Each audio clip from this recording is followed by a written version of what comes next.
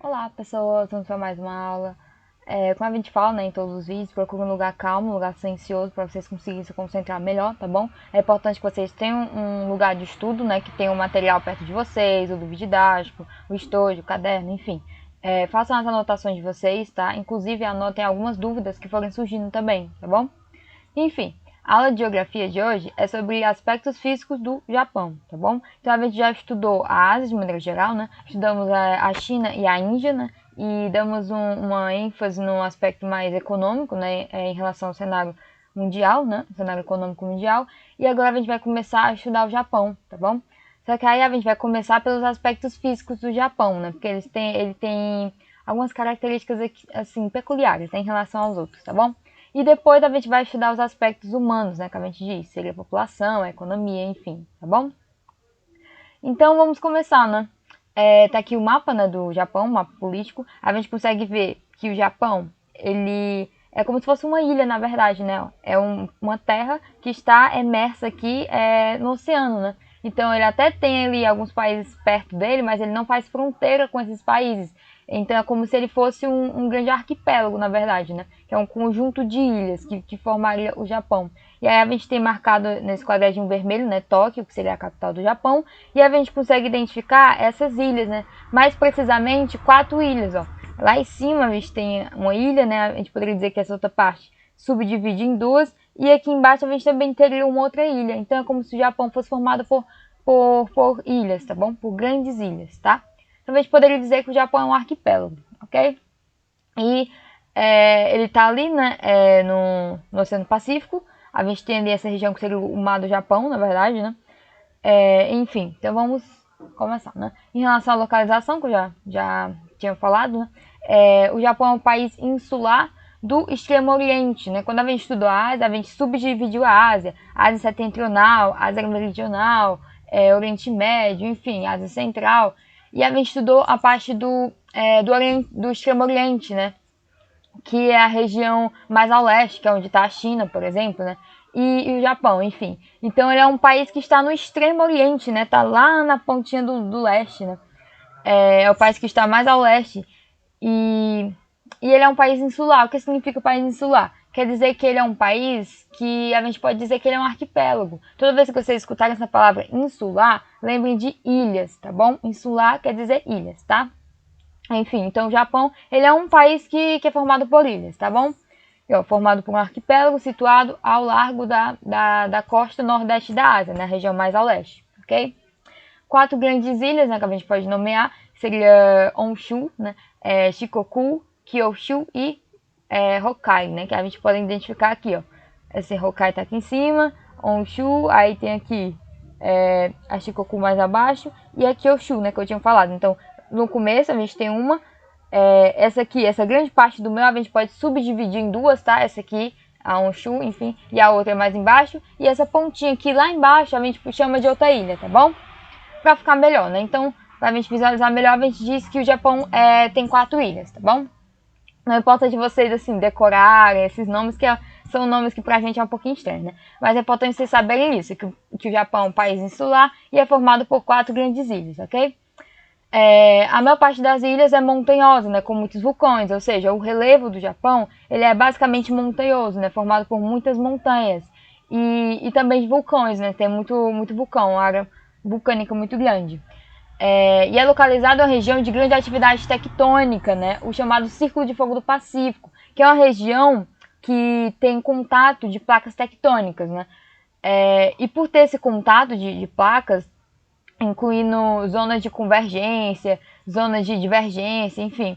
Esse contato com essas placas vai fazer com que tenha uma atividade ali muito alta, uma atividade tectônica muito alta, que vai ocasionar muitos abalos sísmicos, por exemplo, né? Ou seja, vai originar terremotos, maremotos, enfim, né? Que seriam os tsunamis, né? Então, por isso que o Japão, ele está numa região muito propícia a ter terremoto, a ter maremoto, tá bom? Então, para eles é uma realidade, eles são habituados a isso, na verdade. E além disso, é uma região que propicia o surgimento de novos vulcões, né? Vamos imaginar aqui que a gente tem 2 placas tectônicas.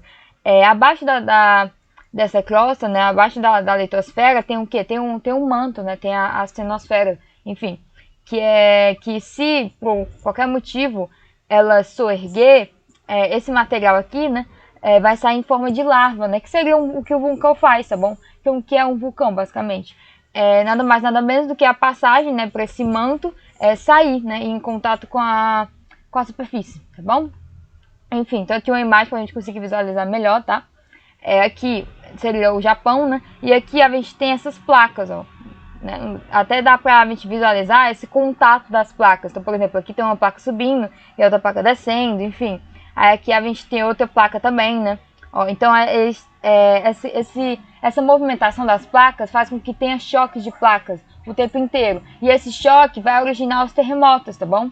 Qualquer movimentozinho, se chocar, pode gerar um terremoto muito grande. E também um maremoto. Por quê? Porque como um contato de placas sobre a crosta oceânica, ou seja, não tem mar aí, né? Vocês não conseguem ver. A gente consegue ver o Japão, né? Mas a gente consegue visualizar que a maior parte ali é mar, na verdade. Até tem ali, ó, nível do mar.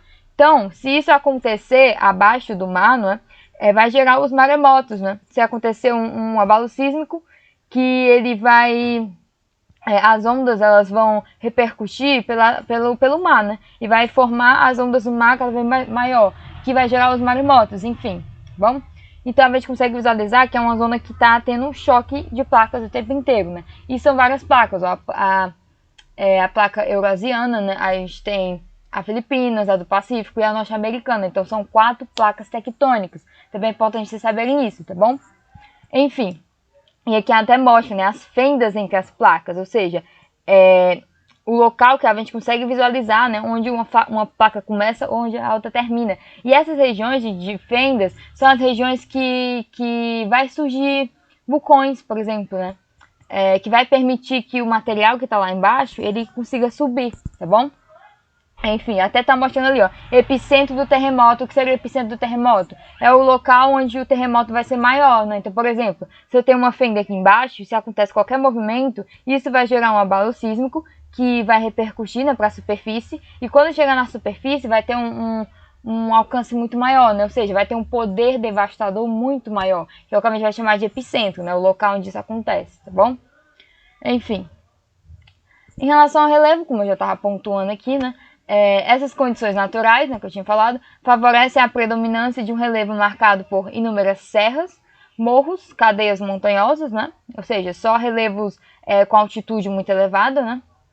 O que agrava o problema populacional vivido no país, né? Afinal, resta somente um espaço diminuto, né, para abrigar uma das maiores populações do planeta. Ou seja, o Japão ele é um país que tem uma população muito, muito grande.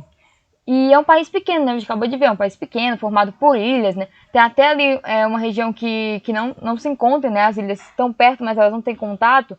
E aí eles precisaram fazer esse contato, né? Enfim, de maneira artificial, para interligar, né, a todas as ilhas. Mas é uma população muito, muito elevada, só que a gente acabou de ver que o relevo ele não está favorecendo, né? Porque é um relevo montanhoso, uma altitude muito grande. A gente já tinha comentado que os relevos que favorecem a ocupação humana, a gente pode dizer que são relevos de baixa altitude, por exemplo, planícies, né, no caso. E aqui não, aqui é um país que ele não tem muita planície. É um país que tem mais relevo montanhoso, né, serras, morros, enfim. Então, são relevos de alta altitude, no caso. E isso dificulta um pouco, né, a ocupação humana, né, dificulta você morar numa montanha, por exemplo, né, é mais fácil você morar numa planície, né. Enfim, então seria um problema populacional, né, que o Japão ele tem, no caso. A maior parte dos habitantes encontra-se nas planícies litorâneas, né, ou seja, perto do mar, muito em função do relevo montanhoso que dificulta a moradia em certas áreas. Então, é complicado você morar numa montanha, né, mas fácil você morar numa planície. E as planícies do Japão são principalmente planícies litorâneas. Como assim planícies litorâneas? Planícies ali do mar, gente. É a praia. Basicamente é como se fosse praia, tá? A gente viu que o Japão é um país insular, ou seja, ele está rodeado de mar, né? Então toda a borda dele, vamos botar assim, é uma planície litorânea, né? É uma praia, vamos bem dizer, né? E essas regiões são as regiões mais ocupadas do Japão, tá bom? A população vai preferir morar ali, né? Que é muito mais fácil do que morar numa montanha, tá bom? Então é como se a gente tivesse um meio cheio de montanhas, tá? Um relevo mais acidentado, né, com altitudes mais elevadas, e as bordas do Japão é como se fosse uma planície, né, uma região mais baixa, uma planície litorânea, tá bom? Que é a região mais ocupada do Japão. Enfim, aqui, pra gente conseguir ver melhor, né, o que eu tô falando, é um mapa que tá indicando o relevo, então o que tiver mais vermelho quer dizer que a altitude está mais elevada. Aí, à medida que for enclarecendo, né, ficou ficando mais claro, quer dizer que a altitude vai diminuindo, tá bom? Então aqui, o vermelho seria montanhas, serras, enfim, morros. Aí o amarelo seria como se fosse planaltos, né? Uma região um pouco mais baixa. E a região verde seria as planícies, tá bom? Que é ao nível do mar, tá? Pra gente conseguir visualizar melhor. Enfim, a gente vê aqui o que eu tinha dito, né? Ó, no meio do Japão tem muita cadeia montanhosa, né? Ó, a gente tá vendo essa pintura vermelha no meio? Então é como se no meio fosse muita montanha. E aí, à medida que vai indo para as bordas, ele vai diminuindo esse relevo, no caso, né? Vai diminuindo a altitude. Então, a montanha aí vai se tornando morros, serras, planaltos, enfim, até chegar nas planícies litorâneas, né? Que seria a bordinha ali do Japão. A gente consegue ver que tem só uma bordinha verde, né? Pra gente acompanhar. É como se fosse... como se eu estivesse cobrindo, né?